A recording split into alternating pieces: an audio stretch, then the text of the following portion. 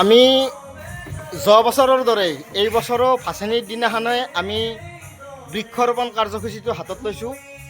এইবাৰ আমি গছৰ পুলি ৰুম, লগতে যোৱা বছৰ যিবিলাক গছৰ পুলি ৰুই থৈ আহিছিলোঁ সেইবিলাকৰো আমি এইবাৰ মেৰামতি কৰিবলৈ যাম। মাজতো গৈছিলোঁ সেইবিলাক গছৰ পুলি ৰ'ব।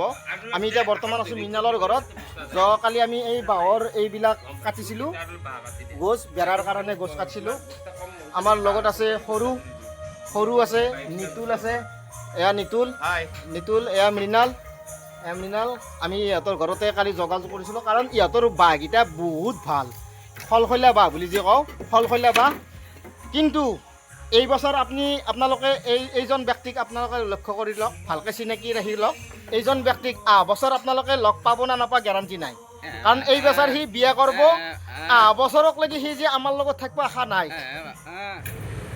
আজি আমি উপস্থিত আছোঁ লাংটা বাবা গোহাঁই ঘৰ কৰিয়াত, আৰু কৰিয়াত আমি প্ৰথম গছপুলি ৰোপণ কৰিম। প্ৰথম গছপুলিটো ৰোপণ কৰিব আমাৰ কৰিয়াৰ লাংটা বাবা গোহাঁই ঘৰৰ অন্যতম সদস্য বসন্ত দাসদেৱে।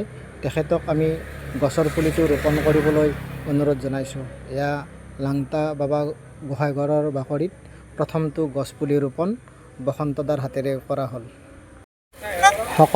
সকলোকে ভগৱানে ভালে কুশলে ৰাখক।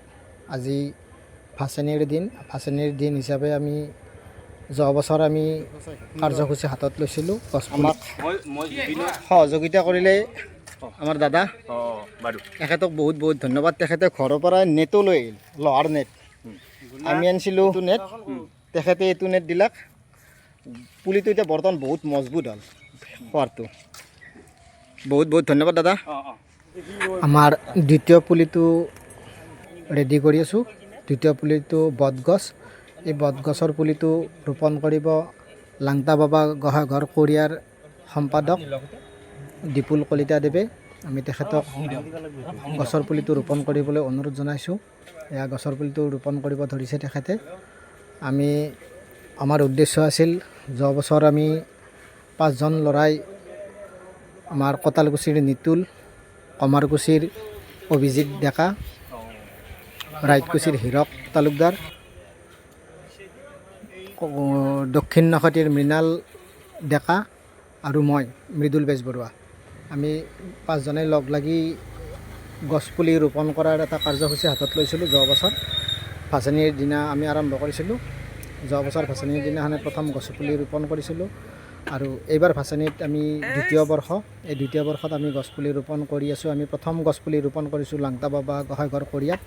ইয়াৰ পিছত আমি যোৱা বছৰ ৰুই অহা গছপুলিবিলাকৰ মেৰামতি কৰিম। তাৰে ভিতৰত আমি বহাগৰ 1 তাৰিখেও গছৰ পুলি ৰুইছিলোঁ। যোৱাবাৰ বহাগৰ 1 তাৰিখে গছৰ পুলি ৰুইছিলোঁ হনুমান মন্দিৰত ডিংডিঙি। আমি তাতেও যাম, গছপুলিবিলাক ৰুই অহা গছপুলিবিলাকৰ মেৰামতি কৰিব। তাৰপিছত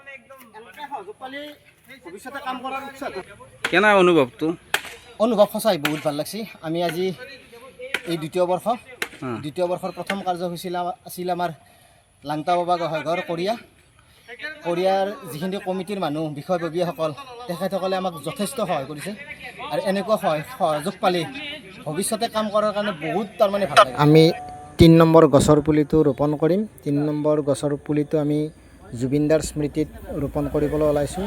তেখেতে নাহৰ গছৰ পুলি ভাল পাইছিল, গতিকে আমি নাহৰ গছৰ পুলি এটা ৰোপণ কৰিম। নাহৰ গছৰ পুলিটো ৰোপণ কৰিব আমাৰ লাংটা বাবা গোহাঁই ঘৰৰ আন এজন সদস্য বিজয় দাক আমি গছৰ পুলিটো ৰোপণ কৰিবলৈ অনুৰোধ জনাইছোঁ। আমি লাংটা বাবা গোহাঁই ঘৰৰ কমিটিৰ তৰফৰ পৰা যথেষ্ট সহযোগ পাইছোঁ। তেখেতসকলে আমাক বহুত উৎসাহ উদ্দীপনা যোগাইছে।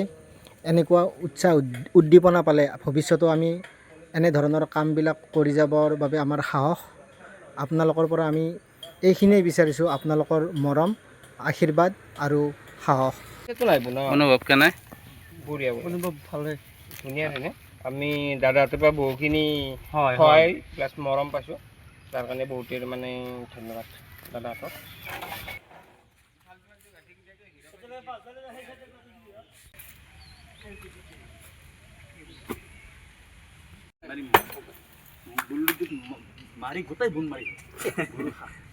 আৰু পুলিৰ প্লেনিং আছিল 3টা অঁ এইটো মই দেখাত 4 নম্বৰ হ'ল বিশেষ মানে এইটো আমি ৰোৱা পুলি নহয় আচ্ছা এইটো কমিটিৰ আগৰে পুলি আছিল কিন্তু ছাগালে খাই এই হেৰি কৰিছে কিন্তু পুলিটো যাতে আছে আচ্ছা যদি পুলিটোক বেৰা দিয়া যায় হুম বেৰা এখন দিয়া যায় তেনেহ'লে পুলিটো বাচিব এইটো মহানিমতিতাৰ পুলি এইটো ভাল সেইকাৰণে আমি এইটো পুলিটো বেৰা দিয়া হৈছে এইটো সংৰক্ষণৰ কাৰণেহে বেৰা দিয়া হৈছে এইটো আমি ৰোৱা পুলি নহয় এইটো কমিটি ৰোৱা পুলি ঠিক আছে আমাৰ লগত আছে কোৰিয়া লাংটা বাবা গোহাঁই ঘৰৰ সম্পাদক ডাঙৰীয়া তেখেতৰ পৰা আমি দুই এষাৰ বক্তব্য শুনিবলৈ অনুৰোধ কৰিছোঁ কোৰিয়া লাংটা বা গোৱাঘৰ সহজতন বন্ধুৱে মৃদুল বেজবৰুৱা মৃদুল বেজবৰুৱা নামটো ভুল হৈছে মৃদুল বেজবৰুৱাৰ নেতৃত্বত 5জন বন্ধুৱে ইয়াত গছপুলি 5টা ৰুলে তাৰবাবে মই তেখেতসকলক সম্পাদক হিচাপে বা গোৱাঘৰ পৰিচালনা সমিতিৰ সম্পাদক হিচাপে ধন্যবাদ জ্ঞাপন কৰিছোঁ বাছ এয়া হনুমান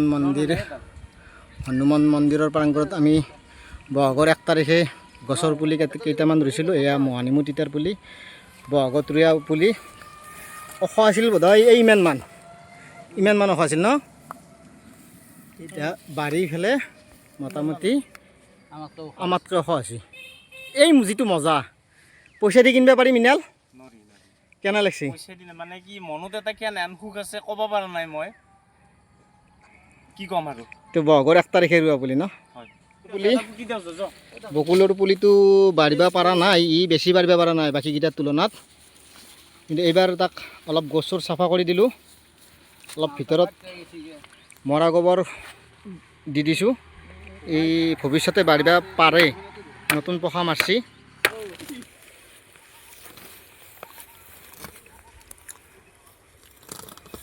মৃদুলা আমাৰ গছপুলিকেইটা এনেই ৰুই থৈ গ'লেও নহ'ব তাৰ মেৰামতি কৰাৰ দায়িত্বখিনি আমি ল'ব লাগিব সঁচা কথা এনেকৈ কৰি আছোঁ এইটো গছৰ পুলি বাঢ়িব পৰা নাই কিয় বাঢ়িব পৰা নাই এতিয়া ছাইডত জংঘল হৈছে এটাতে যিখিনি আমি সাৰ দি থৈ গৈছিলোঁ এই জংঘলে খাই আছে গছৰ পুলিটো খাব পৰা নাই গতিকে জংঘলখিনি যদি আমি চাফা কৰি দি যাওঁ মাজে মাজে আহি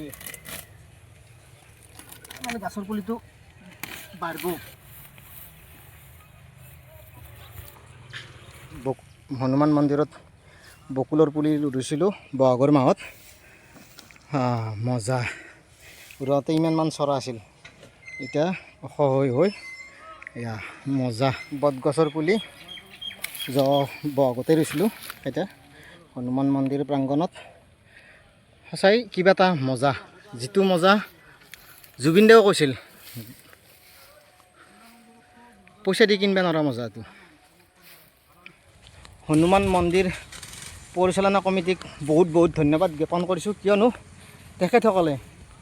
তেখেতসকলে গছৰ পুলিকেইটা সংৰক্ষণৰ নামত যেনেকৈ বেৰা দিছে আমি গছৰ পুলিকেইটা ৰুই গৈছিলোঁ এনেকুৱা নেট ব্যৱহাৰ কৰিছিলোঁ কিন্তু তেখেতসকলে এখন বেৰাৰ ব্যৱস্থা কৰিছে ছাগাল গৰুৱে যাতে উপদ্ৰৱ চলাব নোৱাৰে তাৰ কাৰণে তেখেতসকলে যিখন বেৰাৰ ব্যৱস্থা কৰিছে তাৰ কাৰণে গছৰ পুলিকেইটা আৰু বেছি ভাল হৈ আছে সংৰক্ষিত হৈ আছে তাৰ বাবে হনুমান মন্দিৰৰ পৰিচালনা কমিটিৰ লগতে মৃণাল শৰ্মাক বহুত ধন্যবাদ প্ৰটেকশ্যন দিছে বহাগত ৰোৱা গছৰ পুলি মাত্ৰ বহাগৰ 1 তাৰিখে ৰুইছিলোঁ আমি 2 তাৰিখত গছৰ পুলি ৰুই আছোঁ ভাচেনি দুৰ্গা পূজাৰ ভাচেনি আৰু বহাগৰ 1 তাৰিখ কি সুন্দৰ এই মজা সঁচাই বহুত দুৰ্গা পূজাৰ ভাচেনিৰ দিনাখন কঁতালকুছি জগন্নাথ মন্দিৰতো আমি কেইটামান গছৰ পুলি ৰুইছিলোঁ তাৰে ভিতৰত শিলিখা পুলিটো আমাতকৈ ওখ হৈছে সঁচাই ভাল লগা হৈছে ন মজা লগা হৈছে শিলিখাৰ পুলিটো আছিল আগত এটা অৰ্জুনৰ পুলি আছিল কিন্তু এই অৰ্জুনৰ পুলিটোৰ চিন মকাম নাই এটা ফুলৰ পুলি আছিল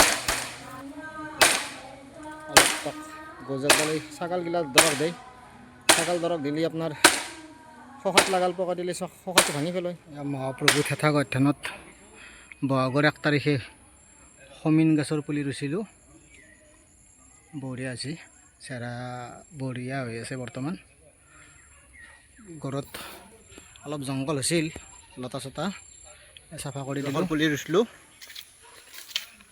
এইটো পুলিও বঢ়িয়া আছে মহাপ্ৰভু থেথা গঠনত এইটো শিলিখাৰ পুলি ৰোৱাৰ সময়ত আছিল যোৱা বছৰ ৰুইছিলোঁ ভাচনিৰ দিনা ইমান মান ওখ আজি 1 বছৰত ইমানখিনি হ'ল বেৰাবিলাক বেয়া আছিল যদিও ৰিপেয়াৰিং কৰি দিলোঁ আৰু গড়টো চাফা কৰি দিলোঁ চন্দনৰ পুলিটো শখাটো সৰু হৈছিল বাহিৰৰ পৰাই গৰু ছাগলীয়ে কামৰাৱে খাই শেষ কৰি দিছে অলপ শখাটো বহল কৰি দিলোঁ পুলিটো নতুন পাত ওলছি বাষ্প পুলিটো বঢ়িয়া হ'ব পুলিটো কলাখিনি গোবৰ বুলি কওঁ ওপৰখিনি গোবৰ আৰু শুকনা গোবৰ এনেকৈ ৰুইছিল কিন্তু এই প্লাষ্টিকৰ শখাৰ কাম নাই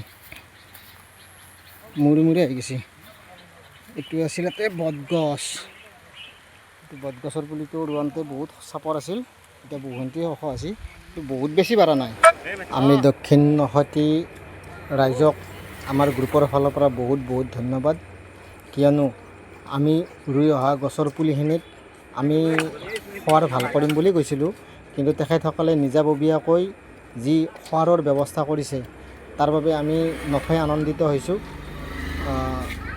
তেখেতসকলে নিজাববীয়াকৈ খোৱাৰৰ ব্যৱস্থা কৰিছে ঘৰে ঘৰে বা তুলি চবেই লগ লাগি খোৱাৰখিনি ভাল কৰি দিয়াত ব্যস্ত হৈ আছে থেথা গঠনত ভাচনিৰ দিনাখন বৰষুণৰ কাৰণে আমি কামখিনি সম্পূৰ্ণ কৰিব নোৱাৰিলোঁ আজি ৰবিবাৰ বুলি আমি তিনিও আহি থেথা গঠনৰ বাকী থকা কামখিনি আমি সম্পূৰ্ণ কৰি দিলোঁ এইটো কি দিছে এইটো গোটটো খান্দি পেলাল মহৰা কবাত দিম ৰ'বা পুলিটো অলপমান সেই হৈছে এই গৰুৱে কামৰাইছি অলপ এইটো ভমৰাৰ পুলি আছিল থেথা গঠনত অলপ মহৰা কবাত দিলি পুলিকেইটা অলপ ভাল হ'ব আচ্ছা সেইদিনাখনে কৰিব লাগিছিল ভাচনিৰ দিনাখনে কৰিব লাগিছিল ভাচনিৰ দিনাখনে বৰষুণৰ কাৰণে আমি নল্লোঁ ভাচনিতে বৰষুণ আছিল বৰষুণ আছিল বাকীখিনি কৰা গৈছে বাকীকেইটা কৈছোঁ এই চন্দনৰ পুলি বতৰ পুলি বৃক্ষৰ পুলি সমিনৰ পুলি এইবিলাক ন সেইকেইটা কৈছোঁ এই মহনিমুখ তিতিয়াৰ পুলিটো এইপিনে আছে এই বেটাটো আছে আচ্ছা এই দুটা পুলি ৰৈ গ'ল এইটো পুলি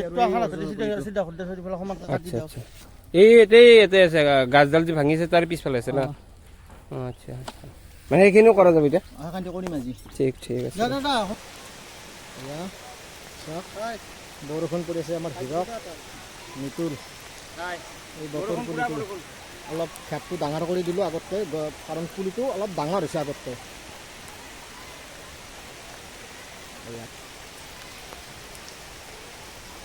গাছৰ পুলি এইটো আমি যোৱাবাৰ ভাচনিত ৰুইছিলোঁ ন